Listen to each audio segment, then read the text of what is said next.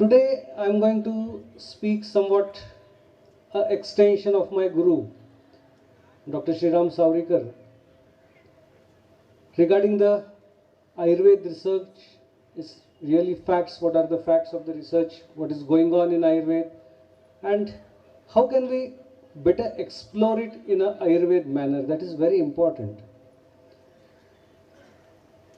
The second lecture will be on the, which is very interesting again for the clinical, who are interested in more in clinical side, on the metabolic disorders and Ayurveda managements. If you see the origin of Ayurveda in India, that Ayurveda a science of all times, and a clinical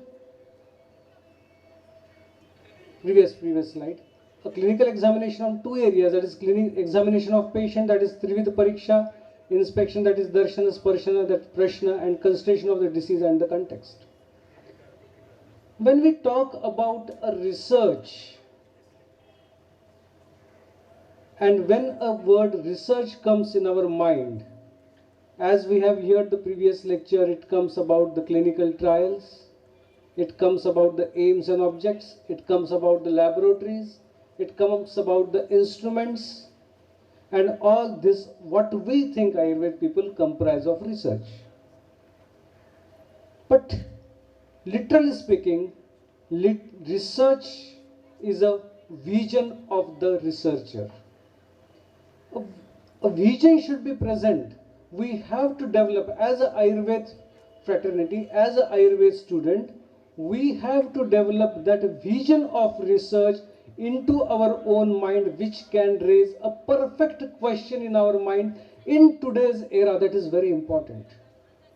That we have to validate each and every principle of Ayurveda in today's era, and that we have to apply all the knowledge what we are collected in the form of data into the patient, into the clinics. Then we are going to get money out of it. Everybody who comes to the branch of medicine, 99% people, when they take admission, they tell that yes, I want to serve the society, that's why I have become a doctor, I want to become a doctor. But the hidden agenda is that everybody wants to earn money, and that is not wrong, nothing wrong into it.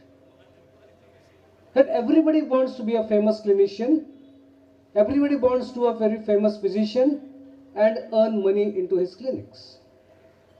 And when we step out as a graduate of Ayurveda, and then when we see the scenario into the society, it is very bad. It is very depressive. It is a fact. And if we don't want this scenario into the society of ours, then the vision of research is to be developed when we are studying our graduation itself. Please shut it down. It is disturbing.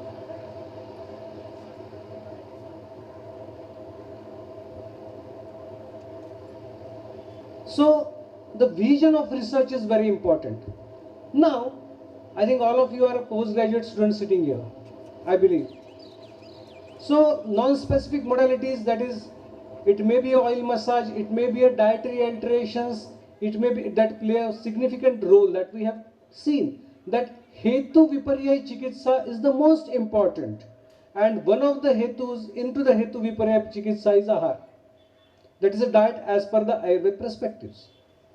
Now, when you conduct a clinical trial, what we see, irrespective of other variables, what we see that we compare one drug to another. It may be with a modern medicine drug, or it may be itself with a placebo, or it may itself with the Ayurvedic drug, proven Ayurvedic drug.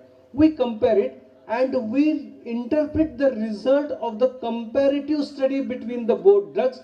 We don't see patient as a whole into that research, which is highly missing in modern research of today's era. That is a very, very important reason that why we should every time see that we should have our own Ayurveda based research methodology. Our research methodology, which is present, what we are following of the modern medicine is having a reductionist approach. I think you get it. What do you mean by reductionist approach? And Ayurveda, it looks to the patient as a holistic approach. That is a big difference between the research methodologies. Because holistic approach research methods, what we call as a pragmatic research methods, that is not followed in the randomized clinical trials at all. In randomized clinical trial, it is an explanatory research. The variables, what we say, we every time tell to the patient, we write in the examination that Dusham, Desham, Balam, Kalam, Prakriti, Mandalam, Vayaha. All these, there are 26 variables what we have to consider when we want to treat a disease, when we want to treat a patient as a whole. And when we are considering these 26 variables actually into our OPD, when we are treating with these 26 variables into our clinics, we are not considering these 26 variables into our randomized clinical trials. For example, if we say that I am going to treat a patient with Kurkumalunga or Haridra for a prameha, whether are you going to consider whether the patient, what is the predominance of the doshas into that patient? No. What is the Agni of the patient? No. Whether the patient is in Amavastha or Niramavastha, we are not going to consider. What is the Bala of that patient? Means what is the Rugna Bala and what is the Vyadhi Bala? Whether we are going to consider? No. Then what we are going to consider? We are going to consider only Haridra compared with some other Ayurvedic medicines, or Haridra compared with placebo, or Haridra may be compared with glibenclamide or sulfonylureas, or with maybe bigonides like metformin. So where the principles of Ayurveda has gone in this research? There is no consideration of any Ayurvedic principles when we are going for a randomized clinical trials. That is the reason that recent what we are following, that we are taking 30 patients, one for the placebo group or the experimental group, 30 patients for the other comparative group, and then we are comparing T test, we are applying Z test, we are applying so many tests, statistical tests on it. These tests are not going to give the result as per the Ayurveda perspective as we need. So that is the again reason why we should not follow. I am telling it very strongly now. In the initial days I used to say it very slowly, but I can say it now, we should not follow. We should develop our own research methods, we should develop our own statistical tests which are going to support the pragmatic type of research, the individualistic type of research which we meant in Ayurveda from so many years. So what is the Ayurveda approach is that every patient is unique and responds differently to some doses of medicines. In contrast, modern medicine averages everybody into a same mold. So if a practice is based on individuality, not commonality, the measurable endpoints cannot be the same. That is the main reason that we have an individualistic approach. Our approach is completely personal. Our approach, the selection of our dosage form is also personal. Means, for example, if some patient may require a Shatavari Swaras, a same patient may not need Shatavari Churna. He may not need Shatavari Kwas. Whereas, as the dosage form changes, the pharmacological activity of that drug or of that herb completely changes. We have seen that Samskaro hi Gunantaradhanam. So as the dosage form changes, the pharmacological activity changes. As the pharmacological activity changes, the selection of the drug or the dosage form as per the patient also changes. That is totally different. That is the again reason why we should not follow the randomized clinical trials, because all these conditions are not considered at all in randomized clinical trials. So the efficacy in modern research is measured against the placebo, but this is an assumption that might be fallacious. So it can't give correct results to us. Whatever we are going to follow in modern medicine, and the same thing is we are going to apply in Ayurveda research, whatever the interpretation we are going to get out of it, that interpretation, that those results may lead to the false interpretation for Ayurveda. And that is the reason, in India since last 60 to 70 years, research is ongoing in Ayurveda. As Savdekar sir told in his lectures, that every symposium, every seminar has a word research into it. Nearly, if you see the statistic of Ayurveda research, nearly 60% of the Ayurveda research has come out of Google, has come out of Ahmavad, and thereafter the many of the research are come under the Vata Vyadhis. Still today, we don't have any Ayurvedic rheumatologist. Didn't you have this question in your mind that so much huge research is ongoing, has undergone regarding Google, regarding anti-rheumatic preparations? Still today also, we are not confirmed that we have a postgraduate course in rheumatology, or we have an Ayurveda research, or we have a rheumatologist in the society.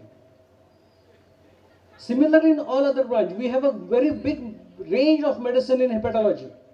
Very big range. We said that the best cure in hepatology or hepatic disorders, there are many more cure in hepatic disorders. Still today, we don't have any hepatologist or gastroenteritis coming from Ayurveda. Why this is so? Either the people who are doing this research, they don't have any confidence. Either the interpretation what they are bringing out may not be in the favor of Ayurveda, or the interpretation may be completely wrong. Because whatever the interpretation, whatever the studies are going to come out of these research, they are going to develop the confidence into the clinician. And we lack in that confidence because our interpretations are not yet very correct. And why the interpretation are not correct? Because our research methodologies are not matching as per the standards of Ayurveda research, as per the standards of Ayurveda, which is not supportive to Ayurveda principles actually. And till then, our research methods will not support the Ayurveda principles. We will not be able to develop our own good quality clinicians which should serve the society very nicely. Paradoxically, there is one thing, that society demands a lot from Ayurveda. What you say?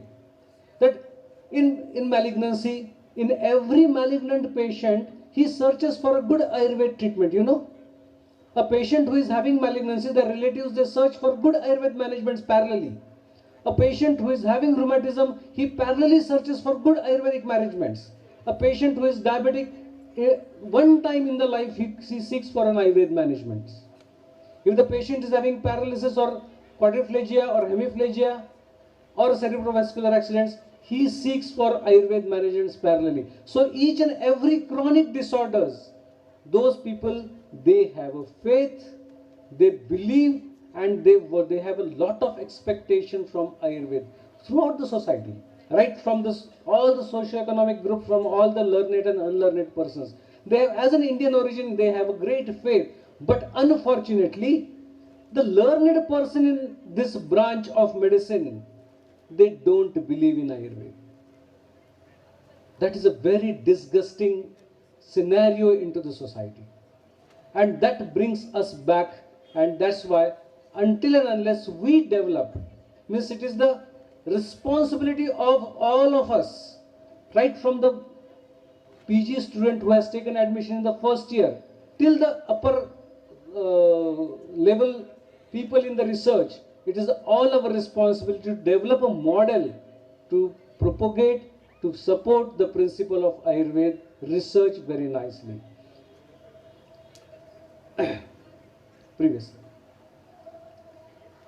Previous one, yes.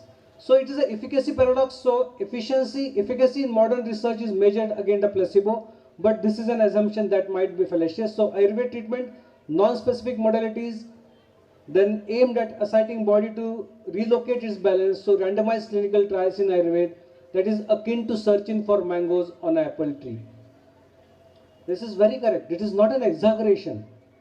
We are literally searching mangoes on apple trees. So whatever we are not going to get out of that randomized clinical trial, we are trying to find those things from the randomized clinical trials, but what we are not never going to get it.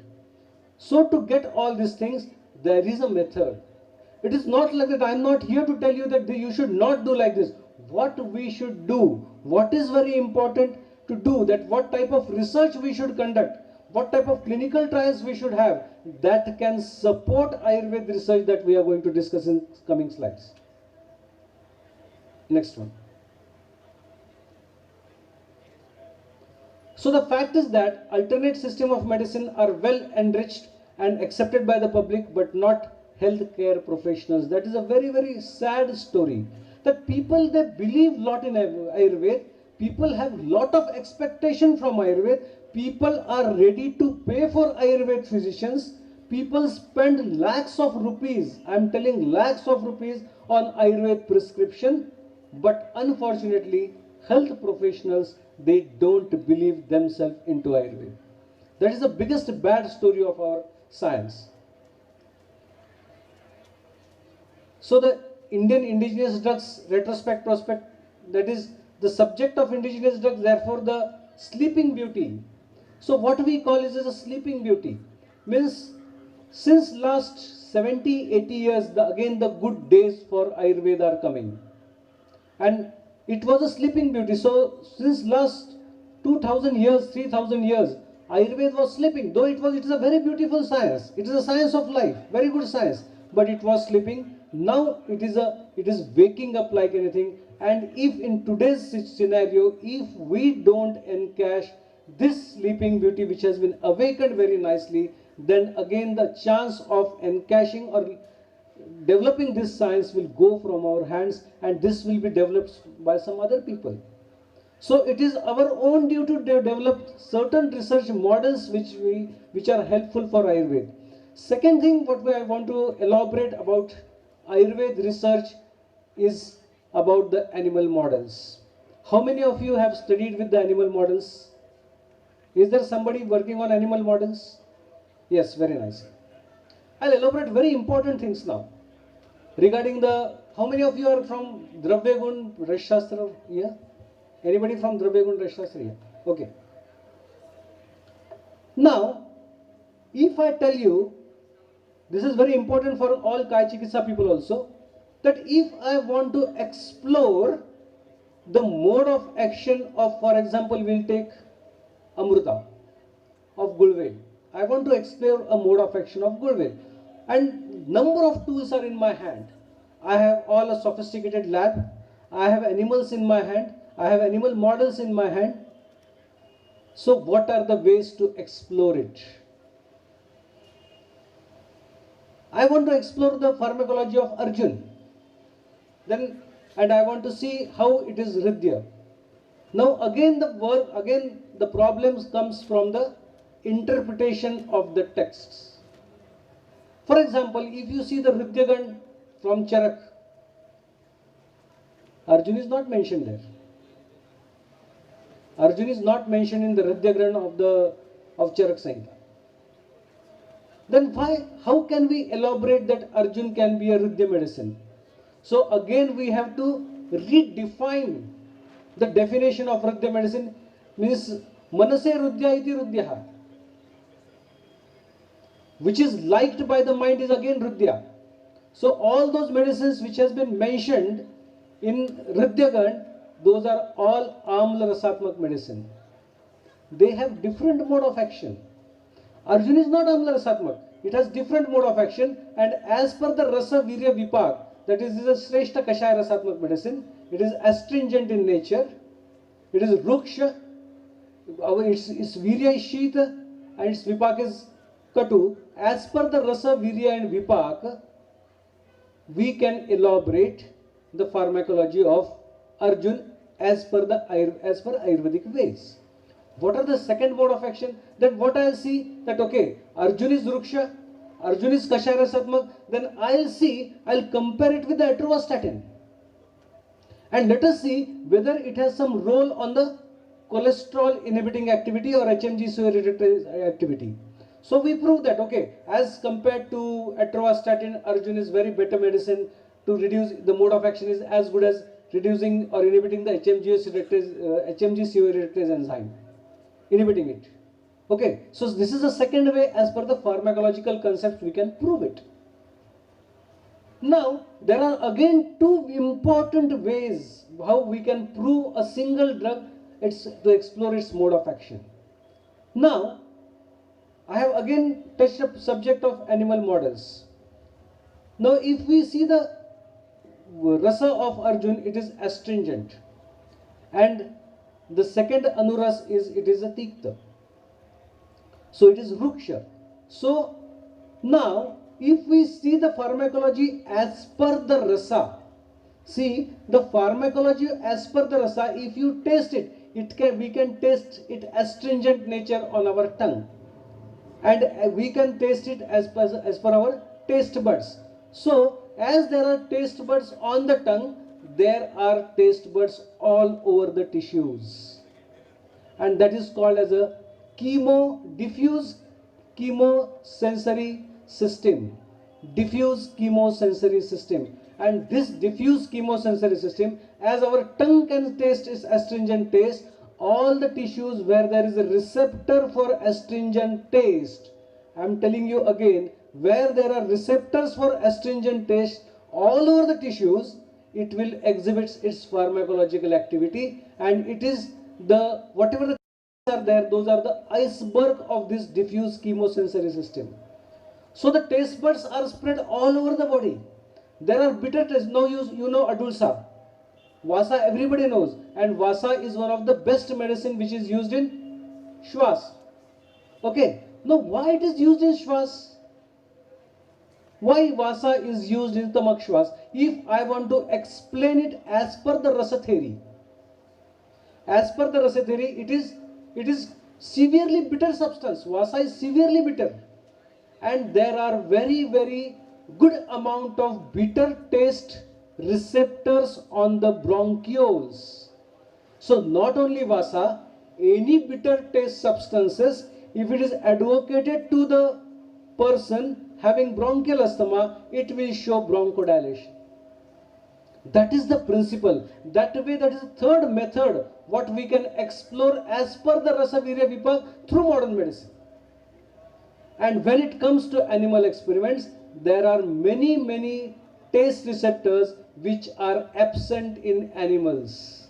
So animals will not show the same action as is shown in human.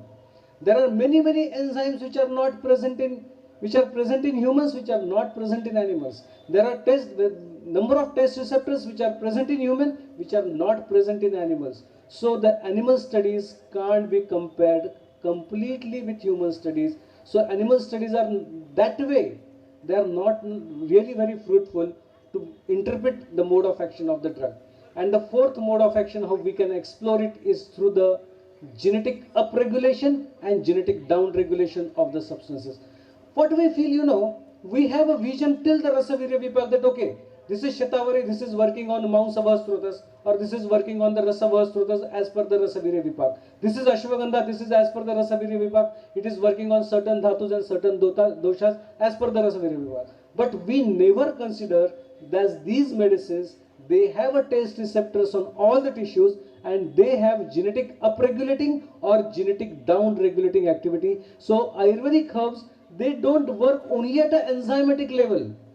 They work at an endocrine level, they work at a genetic level, and they work at a receptor level. If we explore a single herb in this manner, then it will add into some of the principles of Ayurvedic science. So modern medicine can become a helping tool for exploring Ayurvedic medicines. Modern medicine tools are not the main tools for exploring Ayurvedic medicines. They are the adjoining or helping tools to explore the modern Ayurvedic herbs and their mode of actions. This way we have to explore it. So why research in Ayurveda? Why should we go for research? Definitely we go for research for the globalization, for the increasing demand of evidence-based Ayurveda, industrialization of Ayurvedic drug sector, classical formulation losing ground, convince the user regarding safety of the drug. This is the biggest issue what we face in the foreign countries. You know, forget about Ayurveda and metals. If you are using the colored capsules even to encapsulate your medicine, that is not accepted in the foreign countries. Then they ask about the label claim. Even a common man in the foreign countries, common man, he will not consume the colored capsules if you are encapsulating your drugs into the capsule and giving to them. They will not accept it. Because they are so cautious about the colors of those capsules, the toxicity of the colors. They will not. Then the question comes about the heavy metals. Then the question comes about the standardization. Then the question comes about the drug interaction, which is a completely ignored area into Ayurveda research. Completely ignored area. Now I'll give you certain examples of this. Now in rheumatology, if the patient comes to us, a patient with osteoarthritis or a patient with rheumatism having joint pains, and we are blindly prescribing this Google, that Google, we are prescribing it, and the patient concurrently taking an antihypertensive coming from a beta blocker group. Means patient may be consuming propranolol or patient may be consuming atenolol. Along with the patient is consuming certain Google preparation. Now, the cardiologist doesn't know the patient is taking Google, and the Ayurvedic physician doesn't know the patient is taking atenolol. Because here in India there is a fashion that you don't disclose. Because once a Ayurvedic prescription is disclosed to a modern medicine doctor, he blindly says stop it. Today also this is the scenario. And now that's why patient hides from each other that they are taking both the medicines concurrently, simultaneously they are taking medicine. And for your knowledge, I'll tell you that Google inhibits the uptake of atenolol. There is a strong interaction between atenolol and Google. Strong interaction. There is a strong interaction between Shankhapuspi and anti-epileptic drugs. There are many interactions that way. There is a strong interaction between Jeshtamad and all anti-ulcer medicines coming from Ayurveda and diuretics. So these interactions of the drugs, they are completely ignored. That's why research is very important. Now, if the patient starts taking Google along with taking atenolol, then the patient, what happens? The patient doesn't respond to atenolol, the blood pressure doesn't come under control. Then if the blood pressure doesn't come under control, the patient tells to the cardiologist, I am taking Ayurvedic drugs. The first thing what clicks in a modern medicine physician, that medicine, it contains steroids. Now see the consequences. Who is blamed here? Ayurveda is blamed, Ayurveda physician is blamed, the drug manufacturer is blamed, and ultimately the patient is blamed. Who is blaming person? Who doesn't know any ABCD about Ayurveda. So this situation happens now, and there are very strong. I'll tell a second very important what interaction I have faced in my clinic. That is Karela juice. It interacts very badly with insulin. I'll tell you one story that one of my technician, when he was taking blood from my diabetic patient, he just told him that what you do, madam, you start taking Karela juice with your insulin, your sugar will be reduced. They have a habit of chatting with each other. So free advice was given, and the patient started taking Karela juice along with insulin. And one day, he found that his blood sugar came to 40. And the reason was the plant insulins which are present in Karela juice. They have a very strong interactions. So that is a big chapter actually again, that how the interactions takes place with cytochrome P450 enzymes and all these things. I am not going to go into those details. But see, research is important. If we have a knowledge, if I would have not have a knowledge that Karela is interacting with his insulin, I would have reduced the doses of insulin. But I was having that knowledge, that's why I told to stop that Karela juice, and then the patient was maintaining a normal glycemic status with the dose what he was taking of insulin. So there are many stories regarding interactions, not only with interactions with modern medicine and Ayurvedic medicine. There are great interactions, herb to herb interactions are there. herb to herb interaction, what we call as surveys, surveys, what is the sutra that? Viparasya, that is what we call as an additive effect and a subtractive effect. So there is an additive effect of herbs to herb interactions are there. For example, there is a great interaction of Jeshtamad and Gokshur. There is a great interaction of Jeshtamad and Punarnava. If you think their mode of action at a molecular level, you can go through my book Chemistry and Pharmacology of Ayurvedic Medicinal Plants. You can go through that book and you can see that if you visualize their mode of actions at a molecular level, they actually interact with each other. They can't be given simultaneously anyway. There is a great interactions between a common tea, tannins and milk. And what we prescribe? Chyawanprash, take it with milk. Chyawanprash is full of tannins, Amalki is full of tannins, and tannins interact very, very badly with milk. So these interactions are very important unless and until we are into complete research with each and every angle with Ayurveda. We can't explore it very nicely, and we can't give good decisions to our patient. And until unless we are not giving the results to the patient, we are not able to practice very confidently. That's why research is very, very important, not only for the research purpose, but to apply it on the patient. Whatever data we are collecting in the research, that should be, because we are technical people. I don't know why Ayurvedic people, they don't feel themselves as a technical people. But we are actually a technical people. It is a technicality. There is a difference between prescribing a Chyawanprash by a Ayurvedic physician and giving a Chyawanprash by a medical store wala. There is a great difference. And people has to pay 500 rupees fees to us to prescribe Chyawanprash. Because where to prescribe it, how to prescribe it, what should be the doses, where not to give it, where to give it, these are all the things we know it more better. And what are the interactions also. So that's why research is very important. That's why I told about the convince the user regarding safety of the drug. That with which modern medicine drug, what Ayurvedic prescription should be given, that should be studied very nicely. So drug standardization, quality assurance, no doubt I have talked on it. To develop new drugs and formulation, that is again a very, very important. This line is called to increase the scope of Ayurvedic medicines. Now, for example, we'll take one herb, for example, Ashwagandha. Ashwagandha is the herb, and whatever the target tissues of Ashwagandha, then on what dhatus it is going to work, on what doshas it is going to work, it has been elaborated in Bhav Prakash very clearly.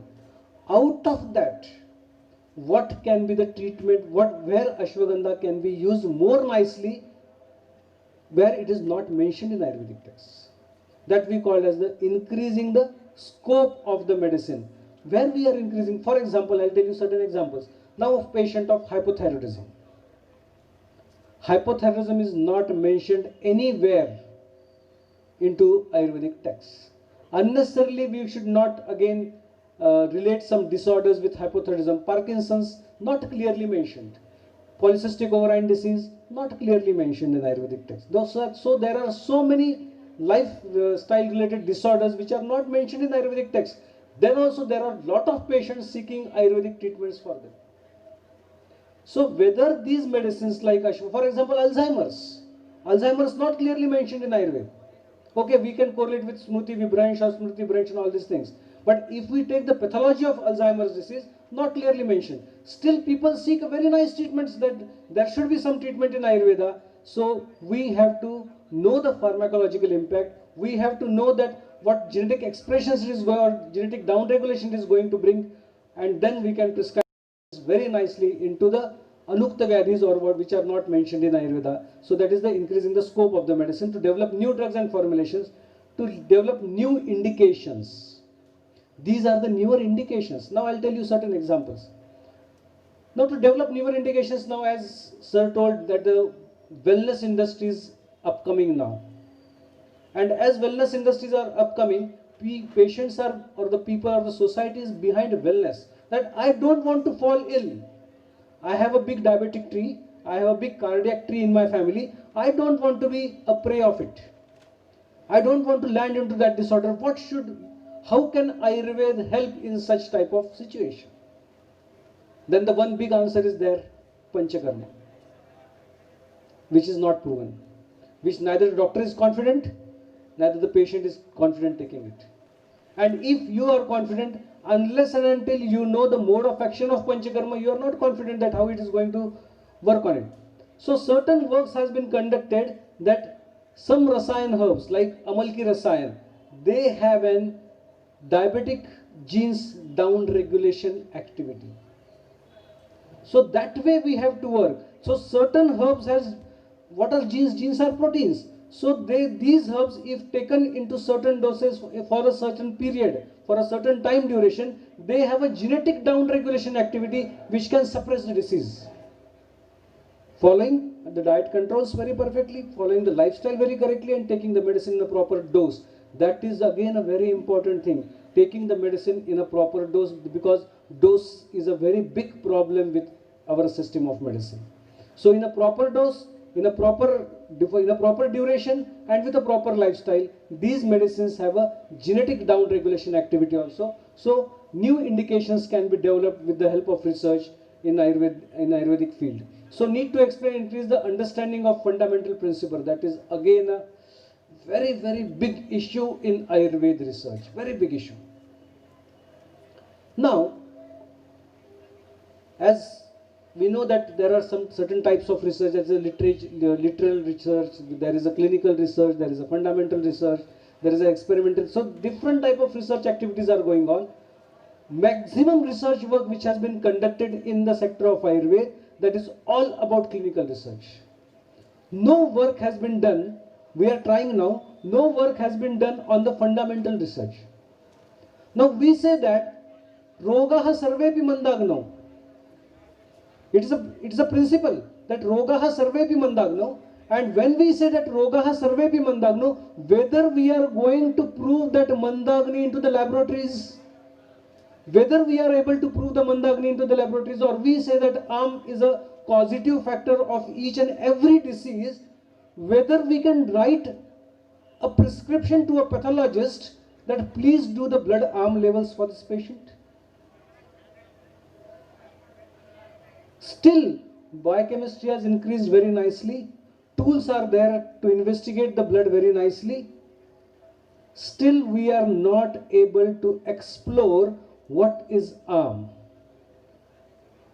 We are not able to give the prescription to the pathologist, to the Vikruti Vignan department. Okay, please analyze the blood level. So I can give the Pachak medicines, and then I will stop the Pachak medicines when the levels will be pacified. It is our logical thinking that within 7 days giving Shuntik and can be pacified. It will never pacify. It is not that way easy to pacify or that it is our imagination that okay, within 7 days is going to get pacified and then we can start the Niram treatment. There is no criteria when to start with Pachak treatment, when to stop with Pachak treatment, when to start with Niram Chikitsa, and when to convert that Niram Chikitsa into Rasayan Chikitsa. No criteria. Because we have not identified because we have not identified Agni, because we have not identified Tridosh, because we have not identified Pancha Mahabhut. So right from Pancha Mahabhut, right from Tridosh, we have to identify each and everything. We have to define it very perfectly. Let 50 years go into definition. We have lost 70 years behind us. Nothing has come in our hands. Let go more 50 years. But the coming generations after 50 years, they will have some strong thing in their hands. They will be able to prescribe, I want an arm level into the kidneys. I want an arm level into the muscles. So we will be able to identify that type of prescriptions if it is necessary. That is very important. So this is the need to explain and increase the understanding of fundamental principle. Fundamental principles are to be understood very, very, very correctly. Similarly about Agni, we every time feel that okay, it is what we call as Manda Agni which creates the disease, and when the patient doesn't feel to eat, when there is a loss of appetite, directly we write it Manda Agni. Manda Agni is a very, very serious condition of the patient. It is highly serious condition of the patient. because Mandagni is related with the non-conversion of the food into energy. And whatever you are supplying by IV or you are supplying orally the food, if it is not getting converted into ATP, adenosine triphosphate, there is no use of giving all these things. So Mandagni is very, very serious condition. And when patient doesn't feel hungry, we write it Mandagni. So because we have not identified it very correctly. So much of the work, I think nearly coming 3-4 generations, they should work on the fundamental principles of Ayurveda. So need to explain, increase the understanding of fundamental principles. To develop and understand Ayurveda further, that what is the further scope of Ayurveda. So then why do we need clinical trials? See, basically clinical trials, it may be in 60-70 years back, it started in Canada. Just to explain the patients the importance of medicine. It has nothing more importance than that. I'll tell you one story of modern medicine regarding clinical trials, randomized clinical trials. In 1970s or 1960s, a very good anti-inflammatory drug came into the market, that is aspirin or salicylic acid, and that became very famous, and that was supposed to be a very, very good anti-inflammatory medicines. And number of, if you see the old journals, you can see the randomized clinical trials of aspirin proving that aspirin is a very, very good anti-inflammatory medicine in a dose of 500 milligram. Okay. Now when people started using aspirin, later on they came to understand that aspirin is creating severe gastric ulcers and peptic ulcers. Then another drug that came into existence is phenylbutazone. Same story, it proved there are randomized clinical trials which proved it very safety, but later on it proved to be nephrotoxic, it was outdated. Then came ibuprofen, then came nimesulide, then came diclofenac sodium, and now the story is going on. Then what about the people who took aspirin which believed on randomized clinical trials? Similarly is the story with many antibiotics. Similarly is the story with the first generation, second generation, third generation proton pump inhibitors. Similar are the stories. But due to the different type of aura behind those modern randomized clinical trials, we believe them completely, we follow them blindly, and then we see that those drugs are in failure. That's why we say that whatever the pharmacological action of Haridra is mentioned 5,000 years ago, still today, by the God's sake, it is showing the same actions. It is Shashwat. So actually randomized clinical trials is not going nothing, they are going to give nothing to us. So what we can go for. Just next slide. We are short of time actually. Next.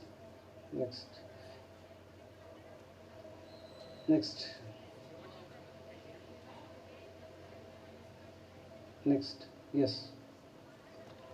So today's unorthodoxy is probably going to be a tomorrow's convention.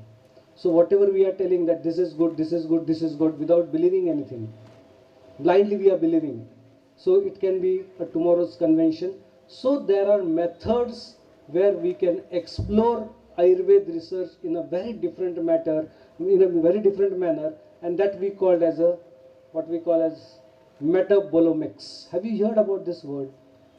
Metabolomics. So it is not a new science, but it is a science with the help of certain tools.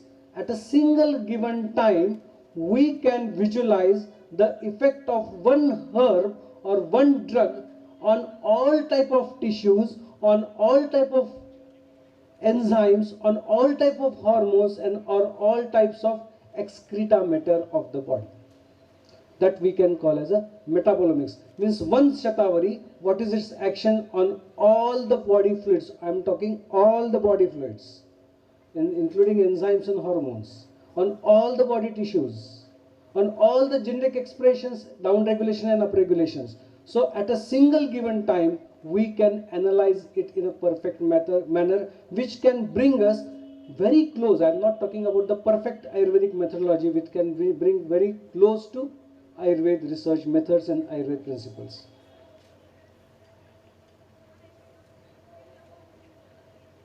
Next. So, random clinical trials can be classified into two subtypes depending on what they seek to prove. That is, explanatory randomized clinical trials, that what we call as ERCTs, evaluate the efficacy of a pharmaceutical agent under highly controlled conditions that do not necessarily affect real life. And the pragmatic one, that is what we call as PRCTs, pragmatic randomized clinical trials, assess the effectiveness of a treatment in everyday situation, meaning that a less than strict adherence to the treatment regime is not a reason to exclude a subject. So we should go for the pragmatic clinical trials which are not very stringent, because there is, when dropouts are very more, when the conditions are very stringent, and when there are dropouts, we can't come to the correct interpretation of the results. So metabolomics broadly aims to measure the global dynamic metabolic response of living system to biological stimuli or genetic manipulation. The focus is on understanding systemic change through time in complex multicellular system. Metabolomics seeks an analytical description of complex biological samples and aims to characterize and quantify all the small molecules in such a sample. In practice, the terms are often used interchangeable and the analytical and modeling procedures are the same. So metabolomics is a science which can help us to bring very close to the clinical trials, which can give as the interpretation as per the Ayurvedic way. So I think we should stop as a lecture actually. We'll stop here. If somebody has some queries, we can solve it. And we at our center in Aurangabad and all over the world, now we have spread all over the world. We are having our centers, training centers in Tokyo, in Australia, in Bangkok. Now we are putting in the Europe. So all over the world we are planning to propagate this science and train our Ayurveda fraternities and modern fraternities too. Because now the modern people, they are also seeking for Ayurveda managements and treatments. So anyway, if you just give us a mail that you want, these are your queries, we are there to solve regarding anything regarding research methods and conducting research in Ayurveda area. Thank you very much. Within 5 minutes, we will continue with the second lecture. Thank you very much, Dr. Mukund Sabnis sir. You have rightly said there are a lot of things one should have to consider before prescribing medicine. There are a lot of things one should have to be elaborate and explore regarding the Ayurvedic medicine, is interactions, actions, and their bioavailability and side effects. If anyone having a questions regarding these sessions, they can ask about it. Anyone? Hello. Sabnis sir. Good evening, sir.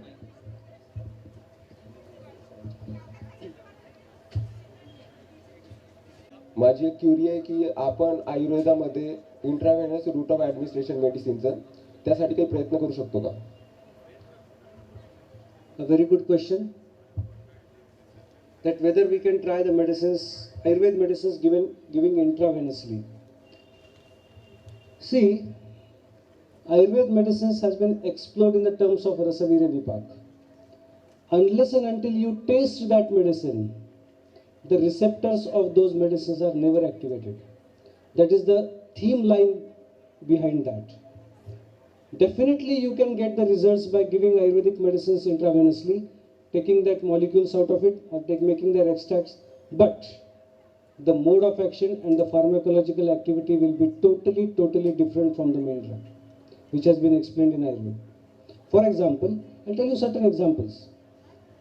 That if you are making a solution of curcuminoids, which is fat soluble, a fat soluble injection of curcuminoids, you are making it and giving it intravenously or giving it intramuscularly, which is what we call as a parenteral route. What happens when a medicine is given by a parenteral route? The first pass metabolism doesn't work on it. There is a mechanism, that is the first pass metabolism is liver, it secretes cytochrome P450 enzymes, which creates its secondary, tertiary, quaternary metabolites, and those metabolites work on the body. So it doesn't work because it passes the first pass metabolism and directly it targets the tissues. So whatever the tissues which are to be targeted is expected, those are not expected when the medicine is given parenterally. So the medicine can be given parenterally, but the effect, what we expect, will not get that effect. It will exert some different new effect in the patient. So we can't give actually ideally the drugs parenterally. We have to give drugs orally only. There is only one reference in Rasaratna Samuchaya that I don't remember the chapter, but they have mentioned that you can have a Sira Ved and directly give those metallic preparation into the Siras. That is the only reference what we can give, what we have giving the medicine parenterally, but it doesn't work. We have tried on the animals. It doesn't work that way. So medicines are not to be given parenterally. If you are expecting the results as per the Ayurvedic indications given in the Ayurvedic texts. Sir, can we extract that last target molecule, which is active Then on it becomes tissue? a modern medicine drug. If you try to extract a molecule, it becomes a modern medicine drug. What the story has happened about the reserpine. Okay? But sir, we can decrease the time. Means we can increase the velocity of action. It is not about the velocity of the action. For example, I'll explain you. See, you know garlic? Okay. Now, there are more than 400 phytochemicals present in garlic. Okay. Now, the active principle of garlic is diallyl disulfide. If you isolate diallyl disulfide and then inject it, it will have a different mode of action. It will not have any action on prostate, for example. But if you give garlic as it is, it will work on all the tissues of the body.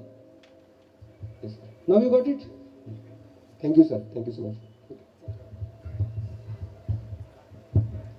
Thank you, sir. Anyone having any query regarding drugs, its interactions? So we'll proceed with the second lecture. Sure, sir. No problem.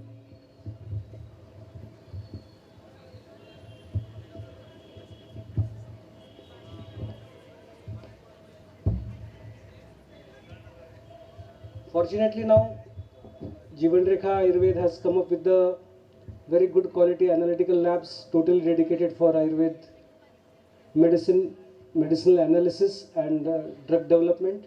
So if somebody is in need of the analysis, you are every time welcomed. You can just search Jeevan Rekha Ayurved on the web. You can get, or you can just search Dr. Mukund Sabnis. You can get all the addresses and contact numbers over there. Now the second topic of today's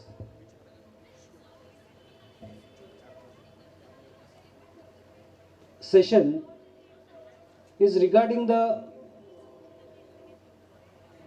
concept, Ayurvedic concept in metabolic disorders. How many of you are really interested to hear this? Yes, thank you. This is a very new approach looking towards the metabolic disorders through Ayurveda, taking the help of modern medicine tools. I every time say that the main stream of medicine is Ayurveda, and whatever the help we are taking is a adjuvant, or it is a helping tool from modern medicine. It may be from physics, it may be from molecular biology, it may be from biochemistry or all other things. So Jeevan Rekha Ayurved, through this platform, we have catered more than 48,000 patients with a single drug, with a single disease, which is the highest data in India now, with a single center. It is all recorded data on the cloud. I am not saying just that is a 48,000. You can check the data on the cloud with a complete history of the patient, with the complete biochemical data of the patient on the net. So, how this happened and how we were successful doing all these things? We have certain, you can see the results of certain patient. In 2008, I have treated this patient for 1 year. And you can see the difference. You can't identify the two persons are same. These two, but there are thousands of patients photographs with us that we can show that these are the results of the patients. So, not only obesity, but all the metabolic disorders, it may be, right, I mean it may be vitamin D3 deficiency, it may be vitamin B12 deficiency, it may be hypercholesteremia, it may be hypertriglyceridemia, it may be obesity, it may be diabetes mellitus, it may be cardiac disorders, or it may be obesity. They come all under one pathology, that is insulin resistance. That all these pathologies, they have only single pathology under it, that is what we call as insulin resistance, and this insulin resistance is to be targeted when we are going to treat metabolic disorders through Ayurveda. Now, how we tried it? So this was the scenario in 1990, that the TVs were fat and the persons were thin, but later on obesity is increasing, and the prevalence of obesity in India now is going up to averagely 15 to 18%. And the highest prevalence is in California and in the Hawaii Islands, that is going up to 73% of the patients in the Hawaii Islands are obese, 73%. Under that, nearly 65 to 68% in California, the population is obese, and in India, the population nearly 15 to 18% population is obese. The highest obese city in India, we are fortunate, one is in Maharashtra, that is in Pune, and second is Jaipur. They have a highest obese people in the country. Okay? So obesity is becoming globesity now, and we have a different way of understanding obesity. We have made obesity on a different platform. We have made it understood, and we have defined it as obesity it increases with age, more prevalent among lower socioeconomic and lower income groups, with particular strong social gradient towards women. And the next and very important definition of obesity, what we can define is that obesity is a chronic, lifelong, genetically related, life-threatening disease with highly significant medical, psychological, social, physical and economical comorbidities. Now, this obesity we have to reduce. Now, certain principles we have to see when we treat metabolic disorders along with obesity. For example, I'll give an example of obesity, that reducing weight is not a treatment of obesity. You may find this sentence very confusing, that if you are not reducing the weight of a person, then what obesity you are going to treat? But actually, reducing weight of the patient is a different thing, and treating obesity is a different thing. And what do you mean by treating obesity? We mean by treating obesity that we are making unhealthy obese person a healthy obese person. This is what is the treatment of obesity. Okay, the outcome is weight loss. That is bonus for you. We have helped a patient maximum 59 kg weight loss we have given within a span of 7 to 8 months. In juvenile obesity below 15 years, we have helped a girl of 14 years to reduce 53 kg of her weight. But what we are doing, we are not only in weight reduction, we are making an unhealthy obese person a healthy obese person. What does it mean? Now, when it comes to Ayurveda again, on one side, Ayurveda says that obesity comes under the Ashtaunindit diseases, that is untreatable diseases that are not to be treated at all. And on other side, there are a number of quotations mentioned in Ayurvedic texts, in Charak, in Ashtang Sangra, in Sushruta, in Sharangdhar, In many ways, there are many quotations which promote us to treat obesity in a very good manner. So why this paradox is there? Why this opposition is there? On one side, Ayurveda is telling not to treat obesity, it comes under Ashtavanindya diseases. On the other side, there are managements regarding obesity. Then this is because whatever obesity they are mentioning in the Ashtavanindya diseases, it comes under genetic obesity, and whatever obesity we are treating metabolic obesity. There is a great difference. Genetic obesity can't be treated at all, and fortunately, there is less than 0.5% genetic obesity in India. There are no much genetic obese patients in India. All the patients which are here in Indian scenario, they are all metabolically obese. It is a lifestyle disorder or it is a hormonal disorder. They are metabolically obese, and this metabolically obese patients, they are the main target of our managements. Associated with that, hyperlipidemic disorders, associated with that diabetes, associated with that hypertension, associated with that polycystic ovarian disease, associated with vitamin D deficiency, associated with vitamin B12 deficiency. All these diseases can be treated only by treating a single disorder, that is obesity. Now the first thing comes that how to classify between a unhealthy obese and a healthy obese. That was a big question before us when we started the management. That how can, even in Ayurveda it has been mentioned that what we call as Meda Saratva and Meda Asaratva. Meda Saratva, they have told that Meda Saratva patients are not to be treated at all because they don't show any metabolic complications at all. And even in statistics, there are many people who are maintaining grade 3 obesity, who are having grade 3 obesity, but their lipid profiles, their apolipoproteins, their inflammation in the body is nil. They are completely metabolically fit people. So those people are to be categorized into unhealthy obese people who don't show any complications. And those people who show some complications, they can be categorized into unhealthy obese people. Again, how to bring them on the paper? How to number them? What is the biomarker that which can tell us that okay, this patient is metabolic, by going for such tests, that this is a Meda Sara Vyakti and this is a Meda Asara Vyakti. Now to identify between a Meda Asara Vyakti, we have developed one test. We have interpreted one test, not developed, interpreted one test, that is what we call as a serum adiponectin levels. And this serum adiponectin levels, if they are on a higher side, it can tell us about the unhealthy obesity. One adiponectin, raised adiponectin levels, they can tell us about the inflammation into the body, they can tell us about the atherogenesis in the body, they can tell us about the endogenous antioxidants levels of the body. So these are the three things which one adiponectin level can tell us.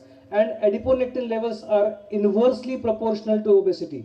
More the obesity, less the adiponectin, normal lipid profiles. So that can't be a biomarker in lipid in obesity. Now I have gone through a number of theses which has worked on obesity, and they have taken a biomarker as weight. That see the weight of the patient, give certain Lekhan medicines, and see the weight of the patient on the 10th day, on the 15th day, on the 30th day, and literally I'll tell you there is no change into weight. Then whether we are wrong, or Ayurveda is wrong, or our interpretation is going wrong. Because so early patient will not show any fluctuation in his weight.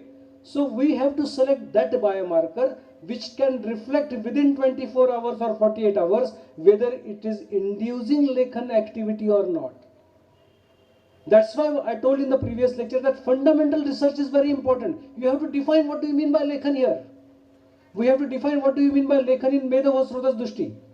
And then we have to say that yes, these are working as Lekhan medicine because it is working on the adiponectin levels. So lipid profile is not at all a biomarker for Ayurveda research in obesity. So in Ayurveda research in obesity, the biomarker is serum insulin. The biomarker is high sensitive C-reactive proteins. The biomarker is uric acid. These are the biomarkers which can help us for proving Ayurvedic medicines working on metabolic disorders. Now the question comes, and why these three biomarkers and why they are, how they are related with Ayurveda? This is the big question again. How they are related with Ayurveda? I'll tell you one example. Now see, in obesity or all metabolic, I'm not talking only about obesity, but in all metabolic disorders, Ayurveda has suggested to give Laghu Ahar. Okay? Laghu Ahar is indicated. And how should be that Laghu Ahar? It is Vatagna and Shleshmagna. The diet should be Vatagna and Shleshmagna. Now, if you go to the websites regarding obesity and food in obesity, a big list of fruits will come before you that obese people should consume. They should be on more fruit diet than the other type of cereals and all these things. They should consume more fruits. Fortunately, Ayurveda has suggested that all fruits are guru. They are very hard to digest and they should not be given in the what we call as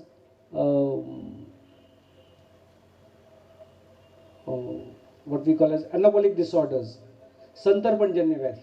So all guru padarthas are contraindicated in Santarpanjanya Vyadhi and all metabolic disorders are Santarpanjanya Vyadhis. Okay, this is how to prove it, how we have proved it. Now if you see the metabolism of fruits, which has been mentioned by modern medicine also in obesity and all the allied disorders, even dietitians, they prescribe fruit for diabetes, for hypercholesteremia, hypertriglyceridemia, for diabetes, for obesity, for polycystic ovarian disease, where all the disease they have insulin resistance. All the fruits are made up of fructose. And when fructose is consumed, fructosamine enzymes comes into play by the liver. And when fructosamine enzyme digests fructose, the end product is adenosine diphosphate, not adenosine triphosphate. And the byproduct of adenosine diphosphate is uric acid. See the gurutva of the fruits, see the Santarpanjanya Vyadhi, see the uric acid metabolism, see the ADP generation. Means if the obese people or metabolic disorder people, they are consuming more and more guru ahar, all the Santarpanjanya Vyadhis, if these people are consuming more and more guru ahar, they will land into low energy levels due to generation of ADP, not ATP. And this ADP will create a byproduct, that is uric acid, that is inflammatory. And that inflammation can be again marked by high sensitive C-reactive proteins. That's why these parameters are very important, as which are very, very close to the Ayurvedic Samprapti, what they are telling, and Ayurvedic Ahar, what they are telling into the Santarpanjanya Vyadhis.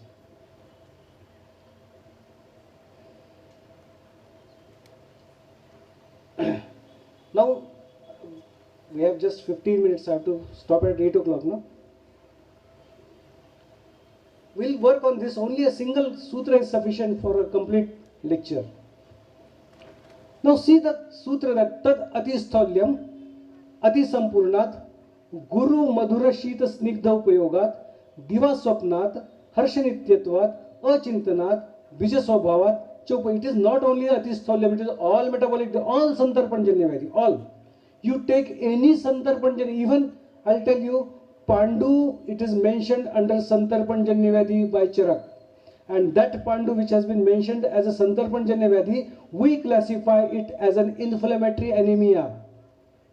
All obese people, all metabolic people, all polycystic ovarian disease people, they have very low iron levels. The serum iron levels are every time low because of the inflammatory anemia they are creating. So, Tad Atisthalyam Ati Sampurnat Guru Madhura Shita Snigdha Upayogat. Now the sequence, see the sequence, importance of sequence. That is a Guru Madhura Shita. If the for what substance we give importance? We give importance to Madhura substances.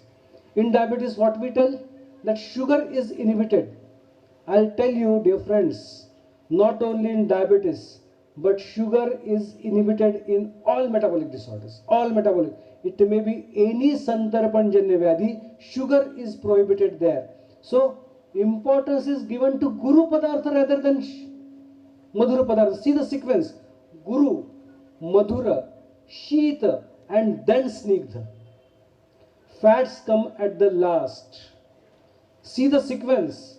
And what we give importance? We give control your fats. Ayurveda has never told in Santarpan Janewali to control completely fats. The first important thing is control the Guru Padartha. Then if the fats are Guru, control it.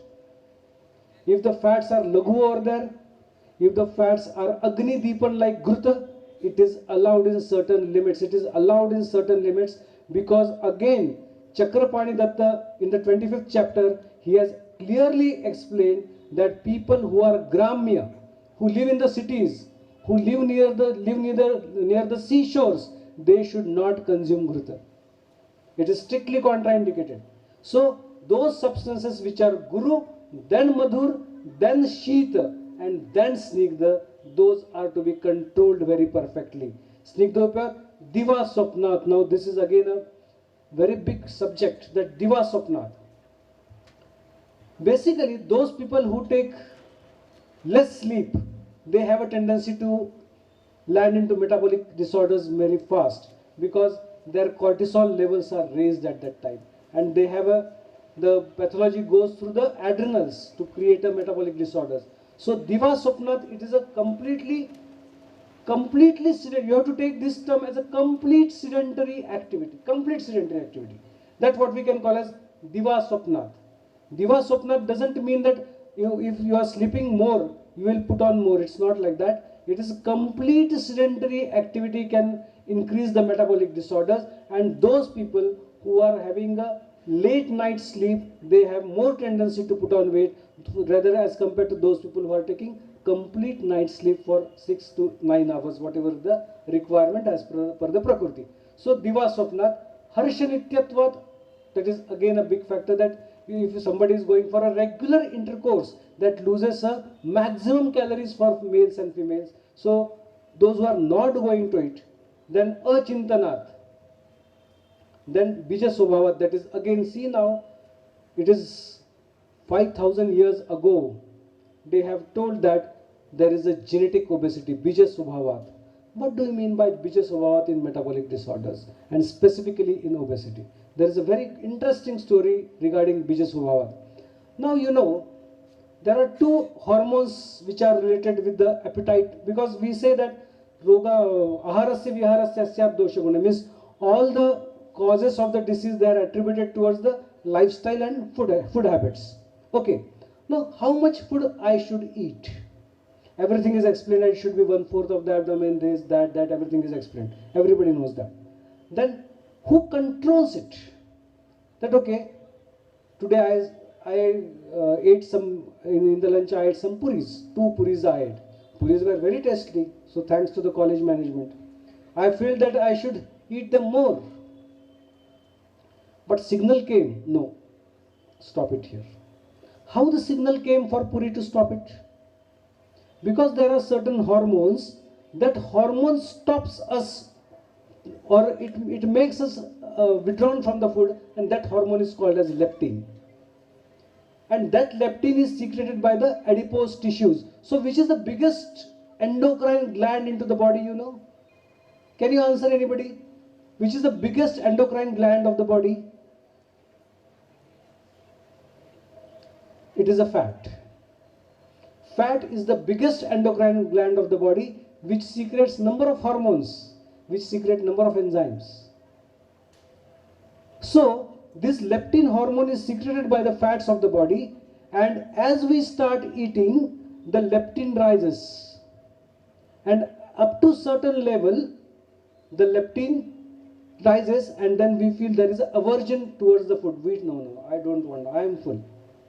Now certain people, if they sit to eat food, okay, they are eating laddus, 1 okay, 2 okay, 3 it's okay, 4 bahut acha hua, it's okay, 5th, 6th, until and unless it comes till here, they are not aware that they are full, because their fats are not secreting hormone leptin.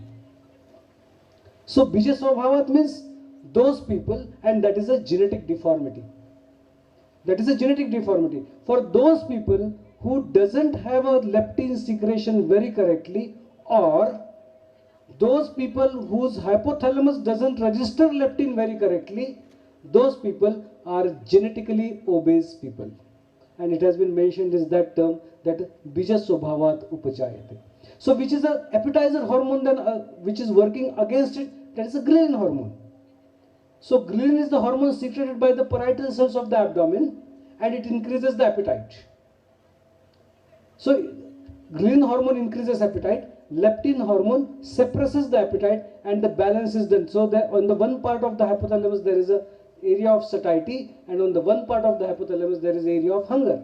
So these are to be matched very perfectly and the ratio or the balances between the ghrelin and leptin should be maintained very perfectly. If that is not maintained, then we have a hunger pang. We have a hunger pang.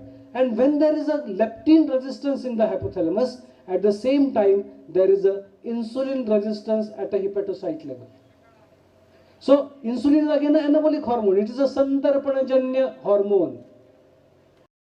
It is an anabolic hormone. So as insulin is released, again sugar is dropped. Again we feel more and more hungry. So see the samprapti of Charak, what has been explained by in obesity. Next slide. Next. Go fast.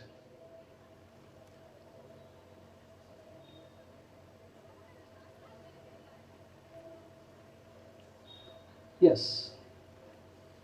This is a samprapti.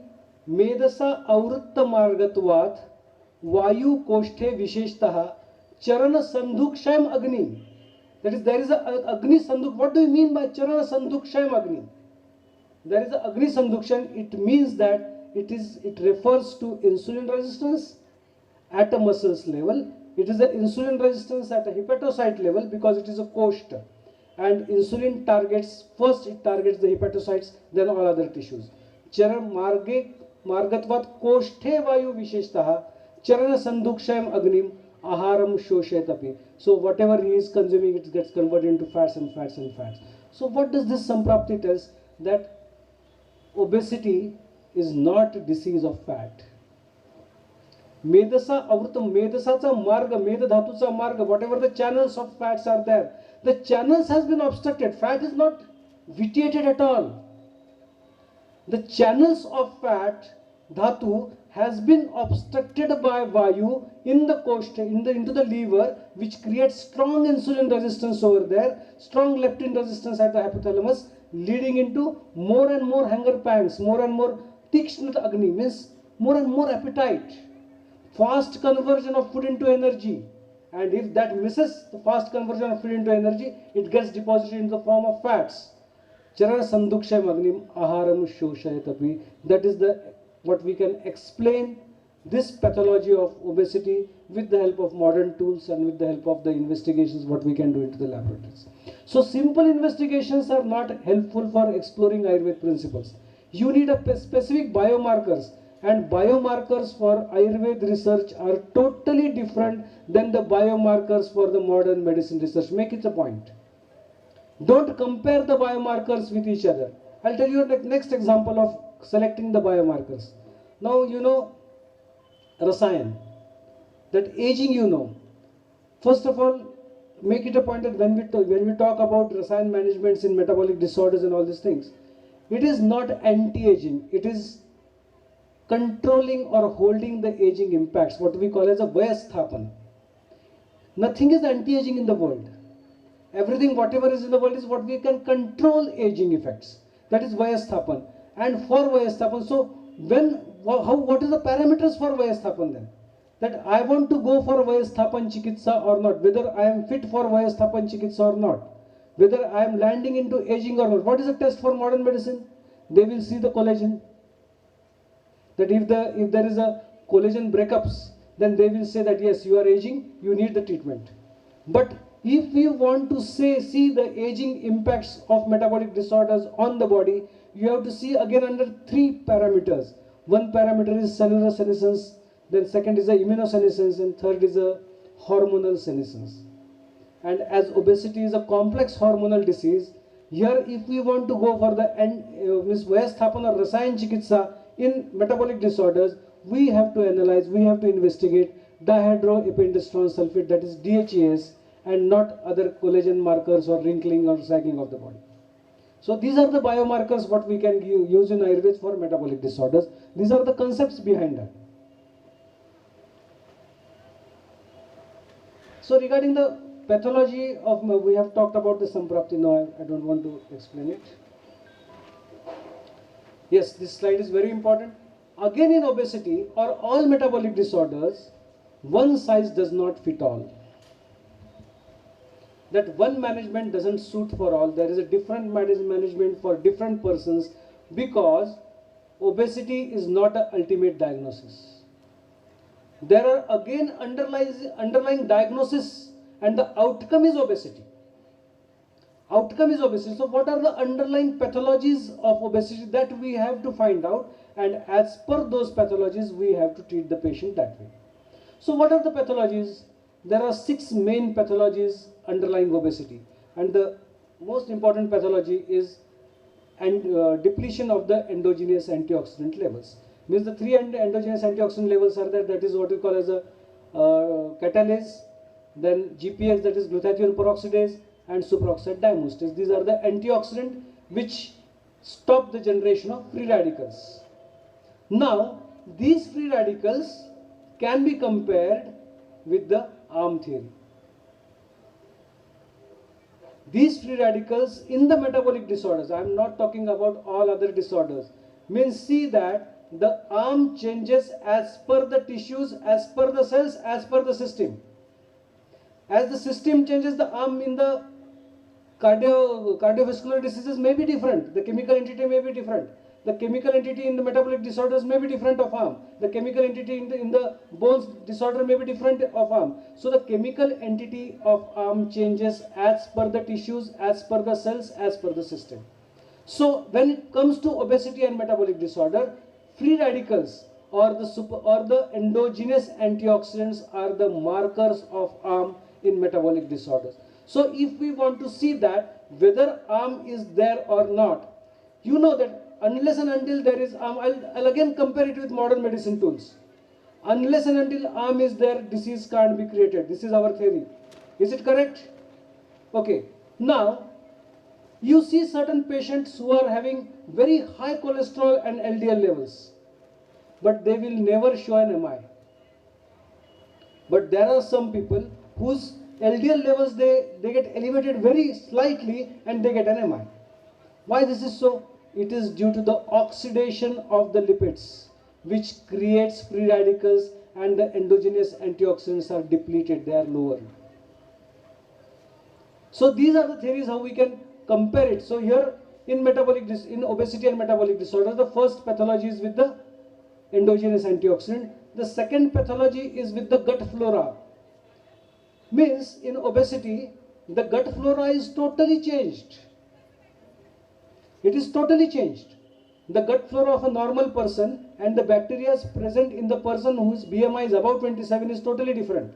So the gut flora, we have to change the gut flora. And what is the importance of those gut flora? The bacteria which are present in obese gut person, they have a tendency to harvest energy. They have a tendency even to break down the fibers of the vegetables and derive carbohydrate out of it.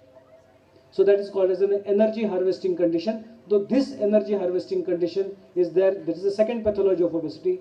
Third pathology is inflammation. As modern medicine says, rogaha sarvepi mandagnu, modern medicine says all the diseases are due to inflammation. Even diabetes is an inflammatory disease. Obesity is an inflammatory disease. Hypertriglyceridemia is an inflammatory disease. Hypercholesteremia is an inflammatory disease. So all this inflammation, and in obesity we count inflammation in the terms of high sensitive C-reactive protein. That how much patient is inflamed. Count HSCRP. HSCRP will tell us that how much risk we are taking with the patient. So this inflammation are to be reduced. And what are the herbs to reduce inflammation?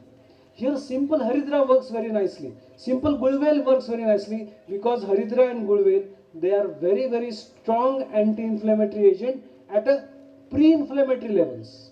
Pre-inflammatory means they can reduce cytokines. They don't have anti-prostaglandin activity. They have anti-interleukins and anti-cytokines activity. So when cytokines are reduced, when interleukins are reduced, again it is going to boost immunity on the one side and reduce inflammation on the other side. So this is the third pathology, that is inflammation. Fourth pathology is the change in the appetite control system, APC. The appetite control system is completely changed, altered because of the change in the ratios of ghrelin, leptin and the relationship with the hypothalamus. So there are certain pathologies behind that. We have to identify the pathology, and that way we have to use the medicines for that. For example, if the appetite control system is changed, Gulvel or Haridra will not work there. There we have to use certain medicines like inulin, which can increase, which can change the gut flora again. So these type of medicines are used. For example, now maximum, which is the herb which is maximum used in obesity? That is again Google. Maximum people or maximum prescriptions by Ayurvedic people for obesity are written in the terms of Google. And dear friends, Google doesn't have any role on fat cells. Google has an activity on the lipids, but it doesn't have activity on the fats. It can't work on the fats because Google itself contains anabolic steroids. It has Google-stron Z, it is Google-stron G. So these anabolic steroids will never help to reduce weight of the patient. On the contrary, it can deviate certain weight of the patient if Google is used in the raw form. So thanks the pharmaceutical companies not to give pure Google to the patients. So Google has no role in obesity. There are certain different management and different dietary controls which are to be advocated as per the pathology. So these concepts are to be thrown into the patient. The fifth pathology is very important pathology, that is insulin resistance. Insulin resistance means when I say that obesity is not a disease of fats, then which disease is it? It is a disease of liver, it is disease of muscles, and it is disease of brain. So obesity is a disease of brain, it is a disease of muscles, and it is disease of liver because insulin resistance is found highly into the liver, into the muscles, and into the brain of the hypothalamus, or it is a disease of the circulatory system also. So at the endothelial level, you can see insulin resistance very strongly. So the main aim of the treatment of giving metabolic disorders is just reducing insulin resistance. So we have to use certain medicines which are insulin receptor sensitizers. Now there is a big group of medicine which has an insulin receptor sensitizing activity. Then we have to identify the pathology and then select those herbs. Now how to find insulin resistance? Very easy. Every time we don't have to go for a serum insulin level, because for every laboratory it is not possible, because serum insulin is such a highly sensitive test that if you are taking insulin in Latur, a blood sample in Latur and sending it to Mumbai, the patient insulin will never show correct reports because it gets oxidized very fast. People give the reports, but they are not true. So just acanthosis. Everybody knows acanthosis? The velvety skin on the neck, the velvety black skin underarms, in the armpits, velvety skin in the groin, the dark brown on the joints of the hands, in the metacarpal joints. So all this darkness or the tanning of the skin, what we can call, or you can see many people, many obese who are having, they may be having black skin in the armpits or the neck may be black. So that is called as acanthosis nigricans, and this acanthosis nigricans is a simple test which can show insulin resistance, and with the help of this type of diagnosis we can proceed with the treatment, and as per the diagnosis, underlying diagnosis, the selection of herbs is made. So similarly, for all the metabolic disorders, the underlying diagnosis is different.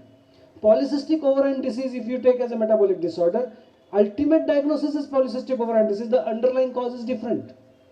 We have to identify here, aromatization comes. Now for example, if you are treating a menopausal age obese person, obese female, and a normal age obese female, the treatment varies a lot, because the obesity of a menopausal woman, the pathology is totally different than a normal female.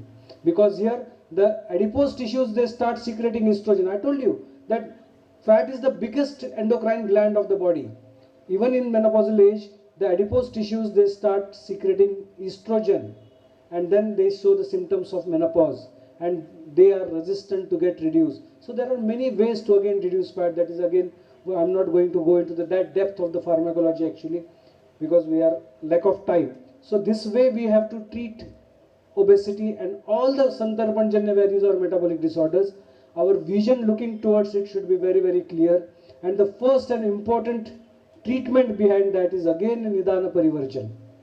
That how much Nidana Parivarjan, to what extent, how much exercise to be advised, how much diet controls are to be done. It is again a very different story. If I get a chance sometime again, I can deliver those things. So I'll stop here. Thank you. Thank you.